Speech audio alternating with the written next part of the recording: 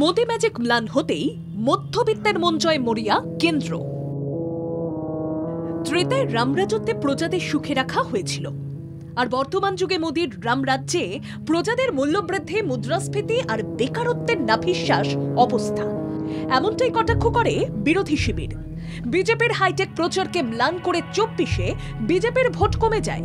দেখা যায় 2019-এ যেখানে বিজেপি সারা দেশে পেয়েছিল 37.3% ভোট, সেখানে এবার বিজেপি পেয়েছে 36.6% ভোট। মোদি ম্যাজিক ম্লান হওয়ায় লোকসভায় বিজেপির একক সংখ্যাগরিষ্ঠতাও অধরা থাকে। দেখা যায় বিজেপির রাম মন্দির নির্মাণ, 370 ধারা বাতিলের মতো এজেন্ডা থেকেও বিচার করে আম জনতার স্বার্থের বিষয়টি। সেই কারণে এবার বাজেটে নির্মলা মধ্যবিত্ত ভোট ব্যাংক ধরে রাখার আপ্রাণ চেষ্টা করলেন। প্রবীণদের পেনশন প্রদানে অনীহার জন্য ভোট রাজনীতিতে ধাক্কা খায় বিজেপি, তাই এবার বাজেটে মধ্যবিত্ত সমাজের মতোই প্রবীণদের আয়করে ছাড় দেওয়া হয়েছে। বাজেটে ফোকাস দেওয়া হলো আয়করে। বছরে 12 লক্ষ টাকা পর্যন্ত আয়করে ছাড় দেওয়া হলো কেন্দ্রীয় বাজেটে। ক্যাপিটাল গেইনে আয়কর ছাড় থাকছে না কোনোভাবেই। রিয়েল এস্টেট শেয়ার বা লাভজনক বিনিয়োগের মতো সম্পদ বিক্রি থেকে লাভের ওপর কর থাকবে। সেক্ষেত্রে নতুন স্ল্যাবে 0 থেকে 4 লক্ষ টাকা পর্যন্ত আয়ে 0 করের পরিমাণ, 4 থেকে 8 লক্ষ টাকা পর্যন্ত আয়ে 5%, 8 থেকে 12 লক্ষ টাকা আয়ে 10%, 12 থেকে 16 লক্ষ টাকা আয়ের ব্যক্তিকে 15% দিতে হবে কর। 12 লক্ষ টাকা পর্যন্ত আয়ে বিভিন্নভাবে করে ছাড় দেবে সরকার। And to 7 lakh rupees in 2023. This is reflective of our government's trust on the middle class taxpayers. I am now happy to announce that there will be no income tax payable up to income of 12 lakh rupees. The limit for tax deduction on interest for senior citizens is being doubled from the present 50,000 rupees to 1 lakh rupees. অর্থনীতিবিদদের একাংশ বলছেন, মধ্যবিত্তদের আয় বৃদ্ধি, কর্মসংস্থান বা শিল্পোন্নয়নের দীর্ঘমেয়াদী পরিকল্পনার রূপায়ণে জোর না দিয়ে শুধুই চমক দেওয়া হয়েছে কেন্দ্রীয় বাজেটে।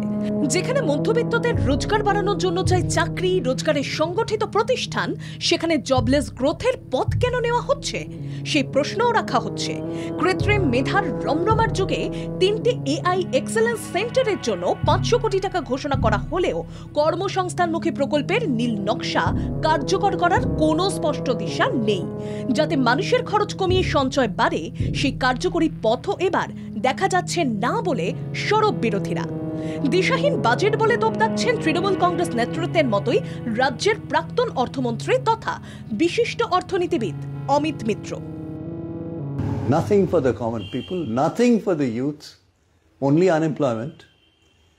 Nothing for women of any significance, only words. Nothing for the farmers excepting some homilies. Level income of 12 lakhs will not pay taxes. But remember, friends, inflation is raging. Nothing in the budget to control inflation.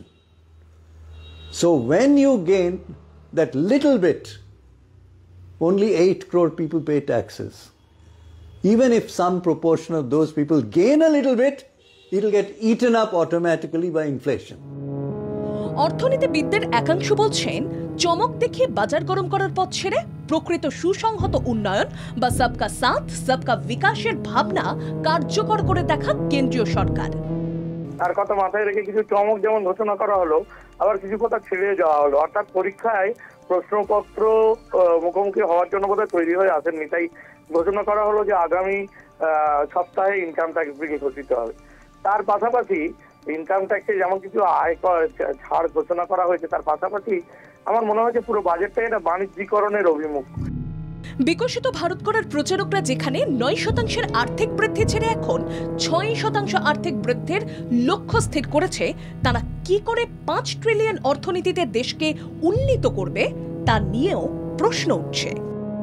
Bureau report, Bangla জাগরণ।